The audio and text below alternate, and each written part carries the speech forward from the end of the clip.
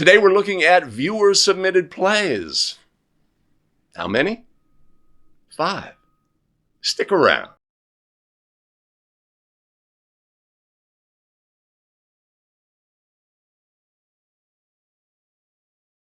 Greetings and welcome back to another episode of 5 Play Friday, the show where we look at video, analyze all of the things, and get better as basketball officials. Greetings again, everybody. My name is Greg Austin with a betterofficial.com. We craft video to help basketball officials get better and take control of their officiating career.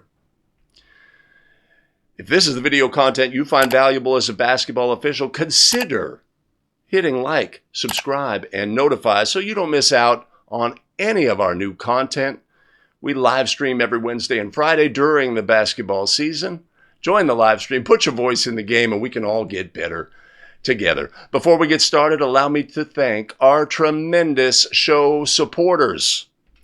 Les O'Connor Jr., Philip Go, Jimmy Salinas, Khamaali Rowan, and Michael Rausch. Much appreciated and much love. You want to support the show?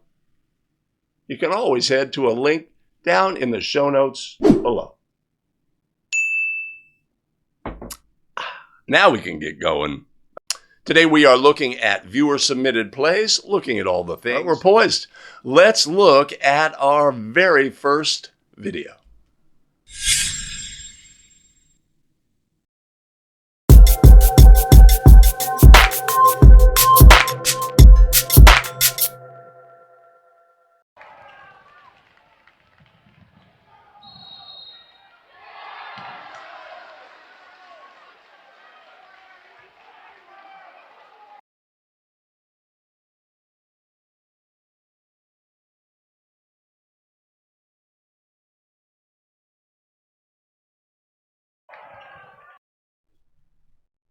All right, we get started with a block charge play. Has some great elements to look at as, what I find is this is a challenging play for the new lead in that they have a player from behind and they have a player in front, right? They are a bit on an island here and have to make, judgments about those plays. So at some point we have to, evaluate that player from behind. Is there any push from that player? But we have to transfer our eyes to the secondary defender in this situation. You may have pre-gamed this, right? The secondary defender, it belongs to the lead in a transition situation. This is a charge. That player is legal, is displaced with torso contact.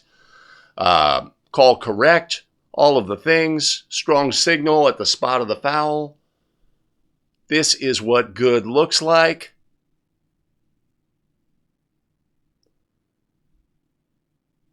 Now, if we are using NFHS mechanics in many parts of the country, we are going to, since we made the call as the lead, we are going to report and go table side. That is not adopted everywhere. So it's good to get started with a call correct on our very first play today. But just, transition play, lead, gets ahead of the play. Right? But it's not a situation where we're going to put our head down, run to the end line, and then set up shop, right? We've got to officiate in transition here.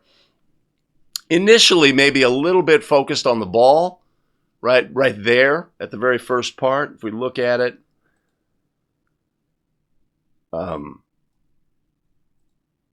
here,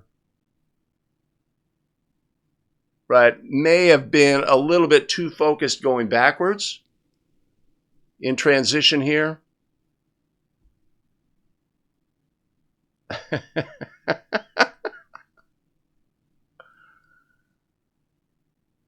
But ultimately, picks up the ball handler. What we want to do in this situation is ensure that we pick up that secondary defender as well.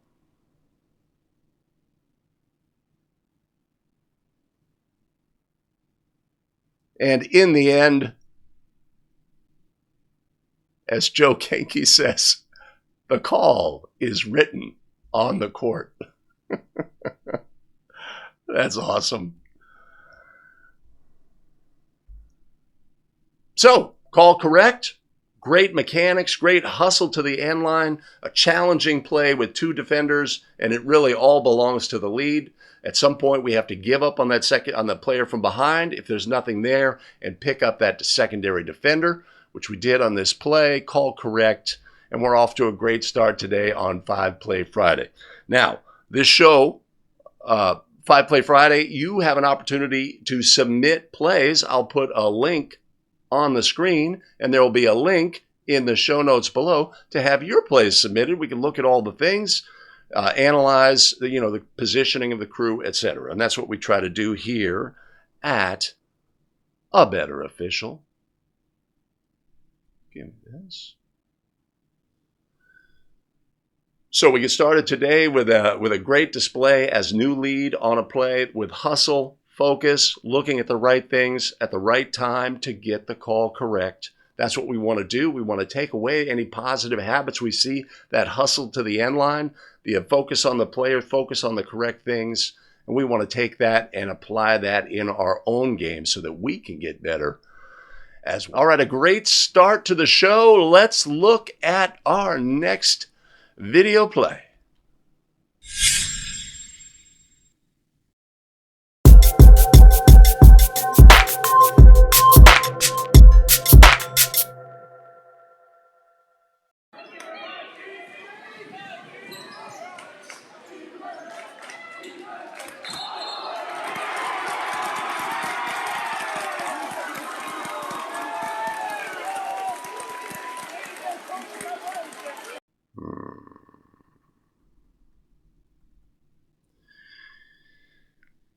Right, and so when we have screening action, oftentimes the play that ultimately results here is a team control foul for a bad screen. Is this the screener's fault? Right? The timing of the play is dictated by the ball handler here. The ball handler goes early before the screen is set or before the timing of the play allows the screen to be set in a legal fashion. Right? We are screening a moving opponent. Have to give them time and distance here. The screener obviously firms up and comes forward a little bit into the player. Obvious foul on this play. Again, the center is on an island here. They've got all the action. They've got the ball handler action and the screening action, and we get the call correct. Right? So we see players firm up. Right, and they could be in a semi-athletic position, and then they get tall, and the chest goes forward, and the impetus goes forward, and the energy goes forward. This is different, of course, than a player firming up to absorb contact. If the timing of the play is off, that firming up action creates contact, and we get displacement on the play. All right, so a simple screening play that the crew gets correct, and we're happy about that. All right, 2 great plays to get started. Let's look at play number 3.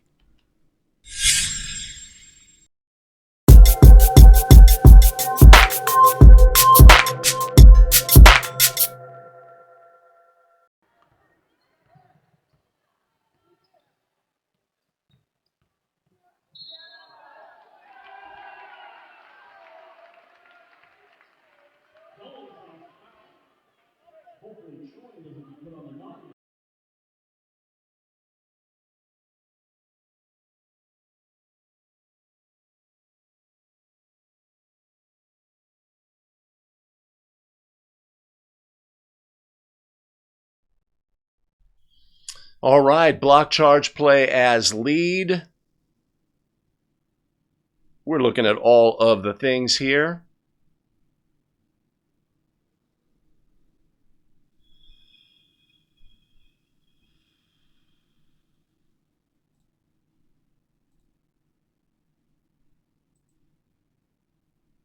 Where's my controls?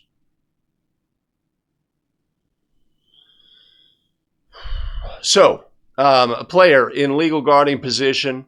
Do they establish legal guarding position on this play? Do they obtain it? And do they maintain it? Those are the questions we have to answer. Give me a moment. Let's take a look. Do we obtain and maintain, right? Have we obtained an open look at this point on the play? 2 feet on the floor facing the opponent. So ultimately our defender gets in front of the ball handler. Time and distance are not factors on this play. This is a real banger. To my eye, this is a block. But, you know, it's all a question of when a defender gains a legal position, and, you know, the idea of establishing and obtaining and maintaining that position into the path. So many aspects of this play make it really borderline. You could say, okay, wait, my defender here has legal guarding position. They move laterally to maintain. They take torso contact. They get displaced. That is a charge, right? I don't know if our player gets there. To my eye, this is a super close play. And this is one that you're going to want to, as a crew, we note this play because we want to ensure that if we have something that's equal at the other end of the court, that we adjudicate it in the same fashion. So let's look now at the positioning of the crew, right? Our lead official on this play, right? Our crew's in great position. Right, so our lead here has really very little going on. There's no competitive matchups in the primary. Play is coming at them below the free throw line. We've got that reach in from the other player, and a charge is ruled. We talked about previously about screeners, you know, firming up. Let's watch what the ball handler does to enhance the charge call here as well. What they do is at the point of contact, they kind of extend their chest, right? And that energy from that gives them a sort of a springboard effect to bounce backwards. We have to be aware of defenders doing that kind of activity.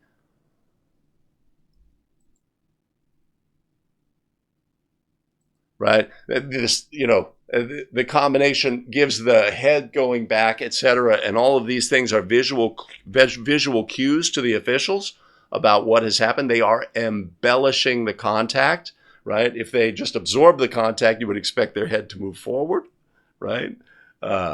So they are embellishing the contact, and, you know, that is just a fact of life. Players do this all the time, but that's what we have on this play as well.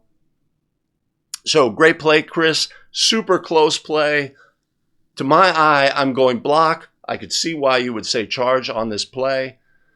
And again, a really key takeaway is we have to catalog this play in this game as a crew and be aware that this call came in on a 50-50 block charge play. This is how we went. This is how we are adjudicating these plays tonight.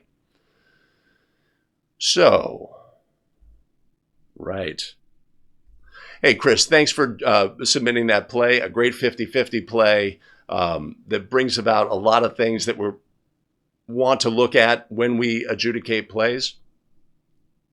And again, it's something that we want to catalog as a crew on this play, right? So let's be aware of that as the crew going forward, right? We're going to pick out this play, this play, this play, and this play that occurred maybe in the first half or in the first period, etc., are setting the tone of how we are going to officiate, and we want to have consistency as a crew, right? Wherever we can find that consistency. We love to find that consistency with, just absolutely optimum play calling, but we need to find that consistency as well. All right. Thanks again to Chris Janisch for submitting the plays. You can submit plays. There's a link here. There's a link in the show notes below. Submit your plays, and we can all get better together analyzing all of the things on the plays. But let's move on now and look at our next video play.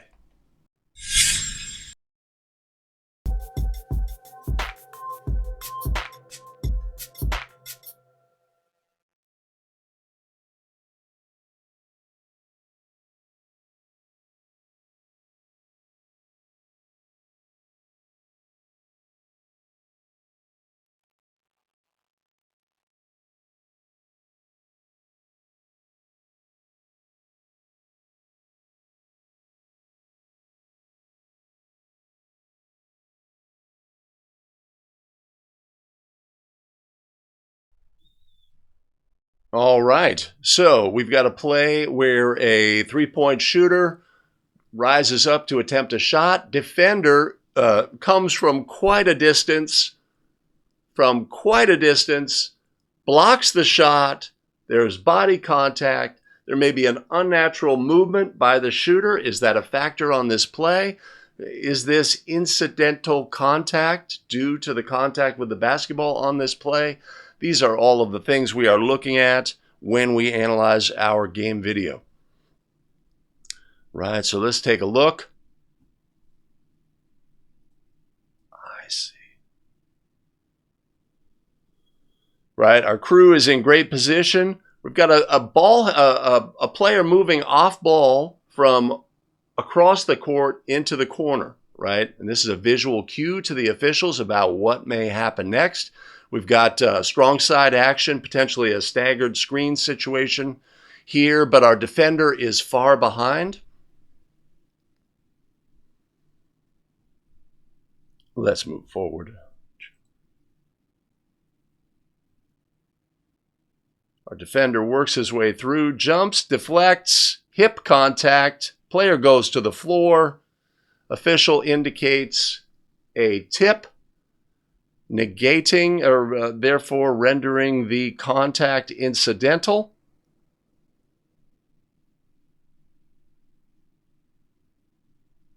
Right? So, do we have a foul on this play? Does the tip, the defensive tip, negate the protection of the player? Are they allowed after the incidental contact? I mean, if we're saying this is illegal contact or this is incidental contact, we're saying after the try was tipped, the official on this play is that the subsequent contact is incidental, right? And that's our judgment we have to make on this play. In my judgment, this is not incidental contact. We have a player in a vulnerable position who is displaced with illegal contact. The tipping of the ball does not negate that fact. The contact here rises to the level of a foul, in my judgment, right? And again, this is a play that we're going to catalog, right? This is how we are treating airborne shooters, right? This may be not something that we want to match, but we need to be consistent. If we're saying that that tip ball renders the subsequent contact incidental, we have to factor that into our work as a crew, or we have to say, no, we're not having that tonight. We need to fix that, etc. So some of the things we're looking at here, so when we analyze our game video, we are looking at the things. What jumps off to me here is, Chris, your positioning on the play and your reaction to the moving players. And I wanted to take a look at that. Right? So if we are officiating players in our primary, right, we want to be ball aware. Where is the ball? Well, I'm aware of that. But who are the players in my primary coverage area? And if we simply officiate those players, they will tell us with their actions almost always what's going to happen next, right? So when these two players are setting up in a staggered screen situation, and we perceive the other player running off of those screens, at this point, what's going to happen? If we're just looking at those players, what's going to happen? They are telling us the ball is going to be thrown to the corner and that player is going to attempt to try. Get rid of that, right? And if we read that, if we read those players, then we can position adjust accordingly, right? So we are going to have screening action on this play. And Chris, what I want you to do is get wider on this play, right? Who's going to officiate the screening action on this play? Who's going to officiate the shot attempt on this play?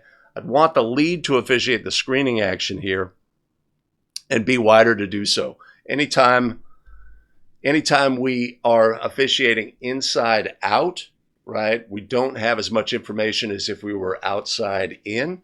So that would be a takeaway from me on this play, is I'd want to see the lead official respond to in anticipation of what's going to happen next on the play. Now, let's look at all of the things regarding the play, right? Possible travel. right? Depends on when you consider the player to catch the ball. I don't see a travel there. Right? And now watch the shooter extend a leg, right? Is that something that's a factor in the play? The contact was not on that leg. The contact was on the hip. And that's, if we watch the defender go A to B, they leave the floor there. They end up there. They displace the player. Oh, Greg, get out the way. Jeez. If we watch the defender go A to B here, they leave from there, fly to there, displace the shooter, right? That is a foul. And we need to get that. I'm not a big, sometimes a block shot does render subsequent contact incidental. I don't consider that to be the case on this play. That's my judgment. Obviously, we have to bring our own judgment and consistency as a crew into our games when we take to the court. So a great play that brings, several key concepts into play, right? One is staying with shooters up, down, and beyond. A judgment of whether the deflection by the defense negates the subsequent contact, whether that makes that contact incidental, or does it rise to the level of a foul?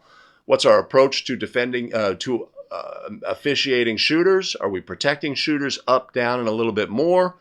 And then, of course, the positioning as the lead official in anticipation of the play. If we can have a takeaway that the players, when we officiate players in our primary, they will tell us what's going to happen next and give us a clue about how we should position adjust in anticipation of the subsequent play. So some great takeaways from that play. Chris, we really appreciate the plays you submitted. And again, if you want to submit your play, I will put a link here and a link in the show notes below, and we can look at your play as well. All right, let's move on to our very next video.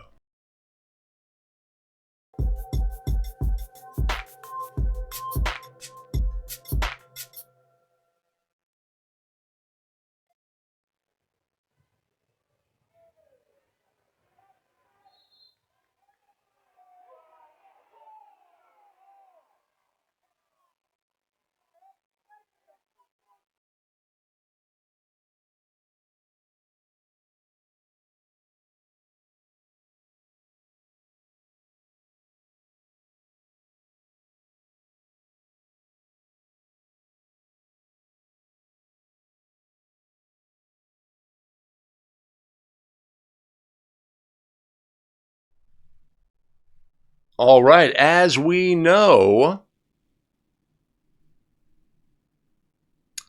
granting of timeouts is a point of emphasis this year in National Federation of High School. What does that mean, right? When we have a point of emphasis, does it mean we need to do more of this or less of this, what have you? The problem, what is the spirit and intent of the point of emphasis? The problem is that timeouts are being granted when they should not, or they are not being granted when they should, and we need a higher degree of accuracy. So there's a mandate to ensure that we have player control on the court when the request comes and that we verify, right? But fundamentally, what we want to do is get these plays right? That's the most important thing. Accuracy. When we have a point of emphasis on traveling, right? Oh, we need more traveling. No, we need more accurate traveling rulings. And that's what we have in this situation. We have a great display of an awareness of a timeout request. We don't have the audio to verify, and what the calling official is waiting for here is player control. And we have player control and a request for a timeout. In that instant, boom, we are going to grant that timeout. Subsequently, the player passes to a teammate. The ball is in flight when the actual whistle comes, right? But this is a properly granted timeout. Simply because we have a point of emphasis, right? It doesn't mean that no, I can't. I have to visually turn and make sure that it's the head coach, right? No. We need to be aware that the request came from the proper person. We can do that with just audio, right? We could just do, I know the coach's voice. He's been yammering all game long, right? And so getting a play like this correct, not missing a proper granting of a timeout situation is something that really enhances it. Now, what do we expect when we make this call? Black has come down. They've lost the ball. And now you're giving a timeout to the other team, right? What do we expect from them, energy-wise, right? They feel wronged in this situation. They are going to express that, maybe verbally, maybe they're going to express it with gestures, etc., right? We want to be strong in our demeanor here as well and just allow an emotional response here, right? And then it's going to abate. We could discuss the situation with the offended coach or on the short end of the stick here as well. But a great display of strength, certainty, right, and awareness on this play. So a lot of positives there. So a great example of properly granting a timeout and not being distracted by unnecessary verification along the way. We want to be aware and grant properly. NFHS says we're having a problem, and this is, some are being granted when the ball was actually loose, but we see this player with player control on the court. We hear a request for a timeout. Boom! In that instant, this timeout is going to happen. Whether the actual whistle comes while the pass is then in flight or later, right? In that instant, the ability for the team to request and be granted a timeout is there. Strong mechanics on the court, certainty on the court, strength on the court. These are the things we want to project. So, and we get a disagreement, we handle the disagreement, and move forward. So a great example on that play, Chris. I appreciate you submitting that play. This is, I think, a misconception that comes forward. We must confirm accuracy. Yes. Do we need in this instance? Oh, I hear the request. Is that really the head coach making the request? Oh, now the ball's in flight and I can't grab. No, right? That whole, having a checklist, well, we have to have this, and then this has to happen, and this has to happen. These plays happen in an instant, right? And what we need is accuracy, and we want to avoid inaccuracy. We want to avoid granting the timeout when there is and never was player control on the court, right? If this ball had just been loose, and similarly we grant, then we have made a mistake, right? NFHS makes it a point of emphasis to eliminate the mistakes. Getting plays right is what we're all about. That's why we're looking at the plays. Let's look at another play.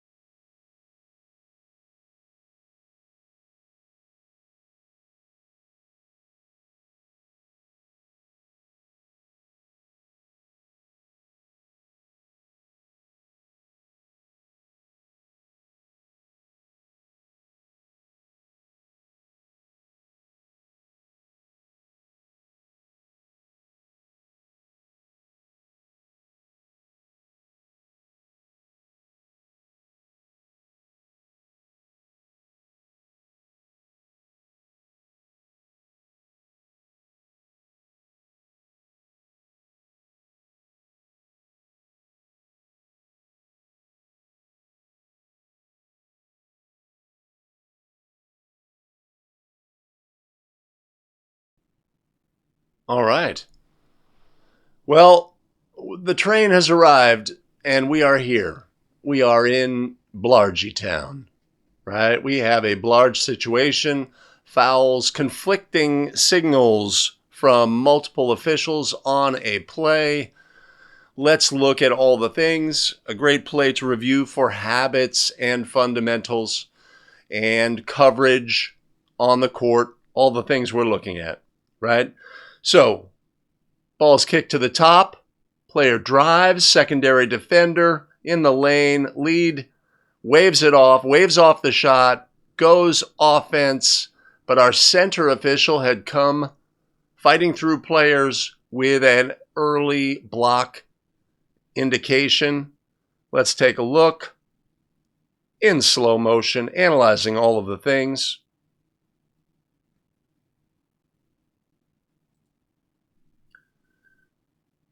Player drives, ball's at the top. Our crew's in great position. Player drives, secondary defender. Look at the position of the center official relative to multiple players on the court. You got a player right in front of him. Pass and crash. Boy, that player in black could have landed right on top of him. And our trail official is now processing. Uh-oh. Uh-oh.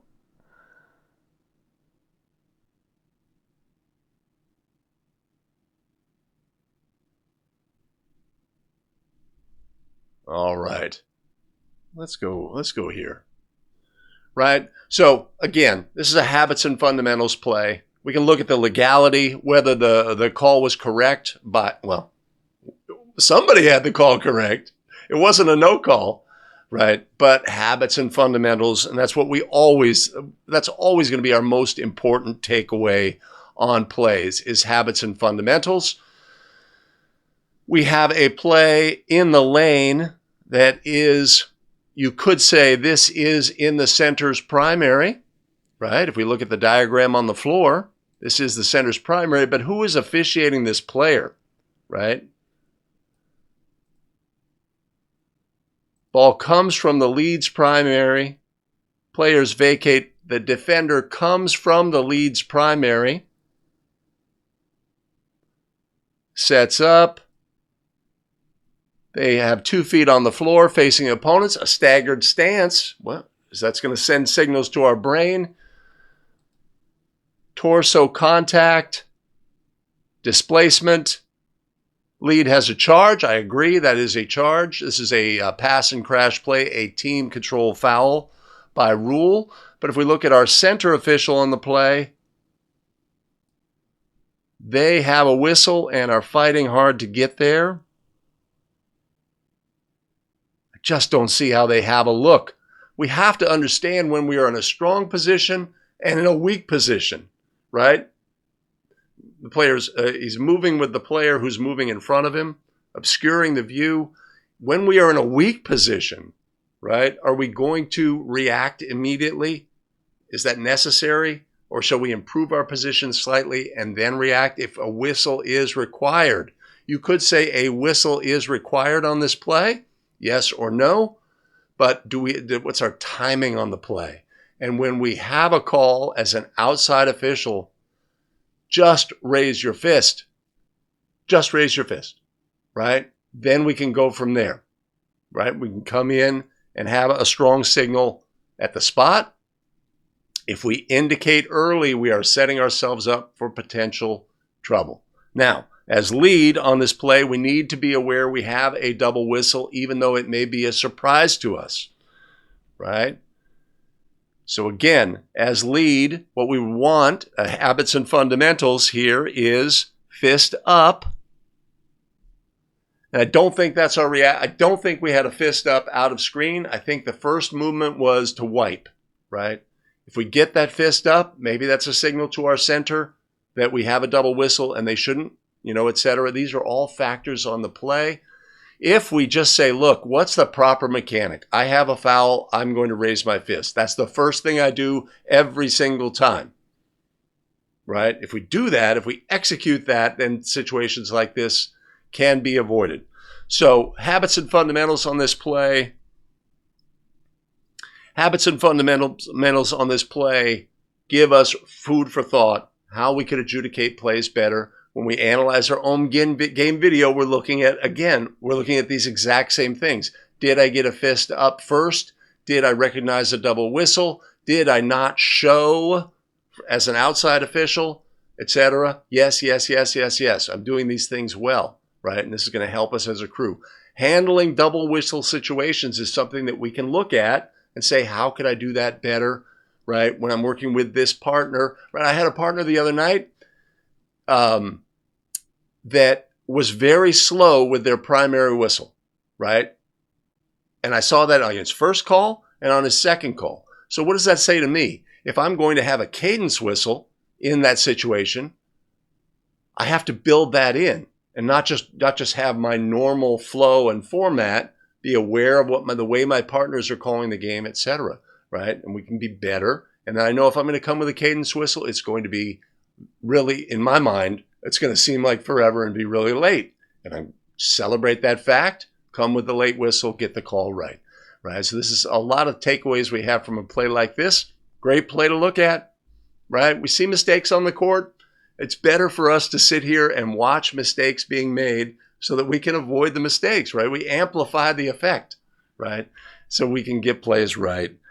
On the courts, Greg Godsil, thank you for submitting that play. A great learning play about coverage, discipline, habits, and fundamentals. Wow, some great plays today submitted by viewers. Again, if you want to submit a play, here's a link on the screen. There's a link in the show notes below.